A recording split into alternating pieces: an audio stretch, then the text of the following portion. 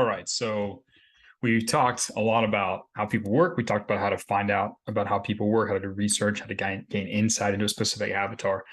Now we're start talking about how to grab their attention and make them extremely curious.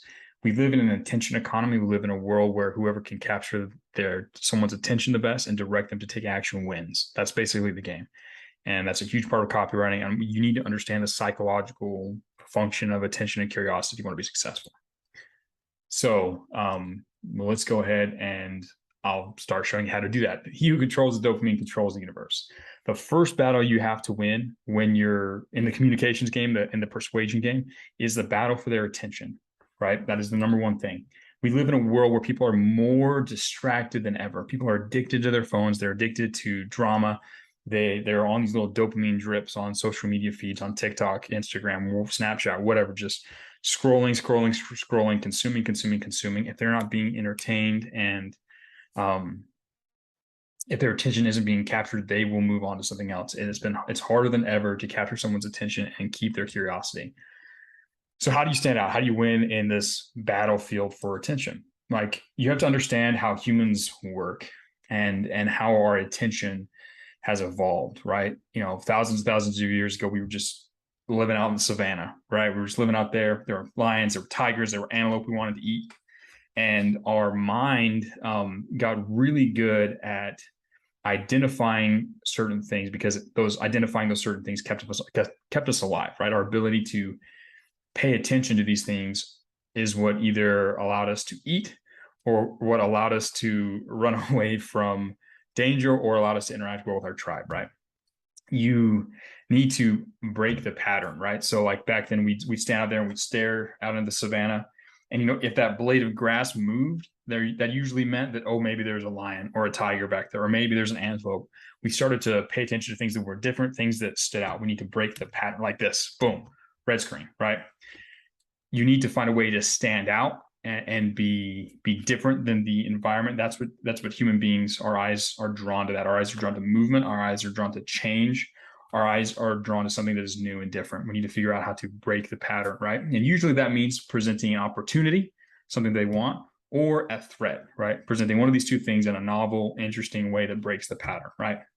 Well, whichever one you choose, they need to understand that whatever you're presenting, there is a pot of dopamine at the end of the rainbow, right? Dopamine is the neurotransmitter that is like the pleasure. It's one of the pleasure neurotransmitters, right? It's not just released when something cool happens. It's released when we are chasing something good, right? So, for example, people scroll on social media and not every post is amazing. They're looking for that one post that stands out, right? And when they find it, they get a hit of dopamine. The mind rewards them for taking the time to be curious and look through things.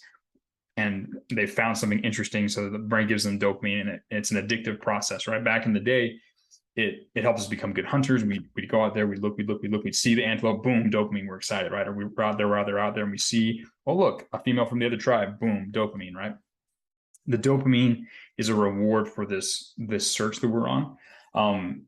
So whenever you present them with something to catch their attention, they need to know that on the other side, there's a dopamine, there's going to be a reward. You're teasing something valuable or dangerous or relevant to them, right?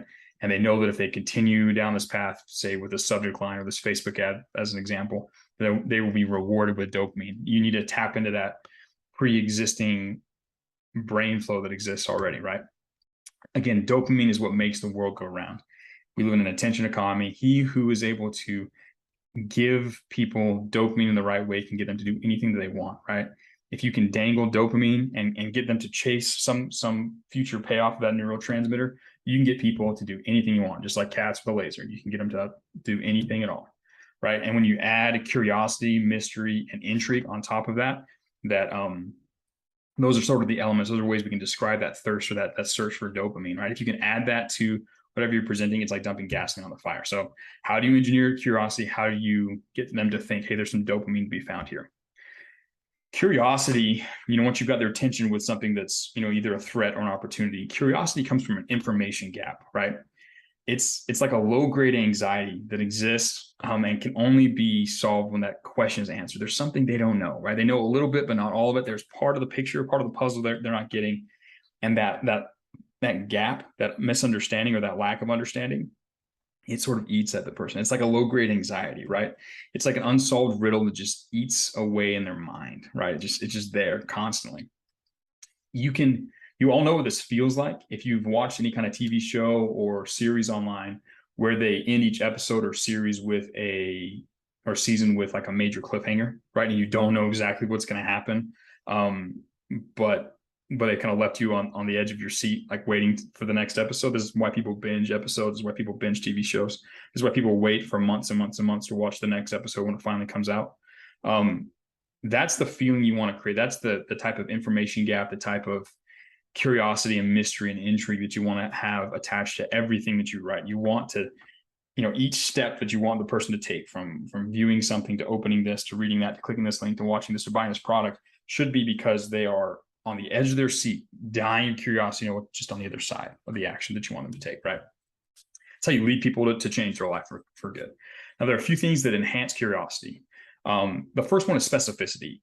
Whatever you're teasing, whatever you're building curiosity around, it needs to be specific. If you go too vague, there's something called poor man's curiosity or poor man's intrigue, where it's like, this will change your life. That's so vague and so empty.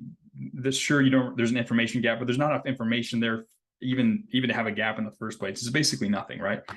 Whereas if you give someone something specific, it feels real enough to the brain that they try and actually solve the problem, right? Sometimes you see people like number things, right? Like for example, like the 10 steps you must take to hit 10K a month as a copywriter as quickly as humanly possible. That's an example, right? It's specific enough. There's a number, there's a reason, there's enough specificity that's like, well, these must be real things. I'm curious what they are, right?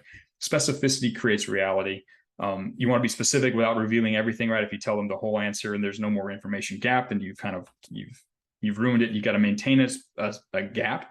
But if you give them some specific information, just a little bit, not all of it, just a little bit, it increases the curiosity. Another thing is a not statement. So when you start teasing something, when you're building intrigue around something, the reader is going to make their best guess as to what that thing actually is. They're going to try and guess the answer. If you can tell them that it's not that thing, so if you're teasing something, they're like, I bet he's teasing a cold outreach strategy, and you tell them it's not a cold outreach strategy, right? Then they'll be like, oh, I thought it was this, and now it's not that. Now I have to figure out what it was because I was wrong, right? You can stack not statements. You can say it's not this, it's not this, it's not this. This works really good, especially if you're in any kind of space where it's like a fairly sophisticated market. For example, if you're in weight loss and you're teasing some new way to lose weight, you can say it's not keto, it's not intermittent fasting, it's not vegan, it's not carnivore. You can say all these not things, and now they're like, well, it's none of the things I thought it was going to be. I wonder what it actually is. So not statements is a powerful way to enhance curiosity. Another way to build curiosity is through borrowed status or mystery, right? So secrets, Illuminati, Elon Musk, Warren Buffett, ancient secret knowledge from the Egyptian, whatever. Humans gravitate towards the secret, the occult, the high status. So you can take whatever you're teasing, and if you can connect it to something big and powerful or old or interesting or inherently mysterious, then you get a lot of value, right? So if you say like, I might be violating NDA, but I'll tell you what I once learned from Dan Kennedy about online marketing, right? The fact that there's some level of secrecy and there's a big name connected to it increases the curiosity around the thing that you're teasing, right? Another thing is if it's unexplainable, right? If there are some sort of results that defy their map of reality. So everyone has a map of reality. They think they know how the world works. If someone is getting real results that are different than what someone thinks is possible, then usually it creates a search for the human. The human has to then try and figure out how it works. Like we're inherently curious people, right? We've evolved to be very curious because it's how we survive in the world and thrive. And that's why we've landed on the moon and why we've done a bunch of other things and other animals don't, right? If you give someone proof of something or show them something that doesn't make sense with how they understand the world, it starts them down the rabbit hole trying to figure it out, right? So if you can give them a real thing that is different, they'll figure it out.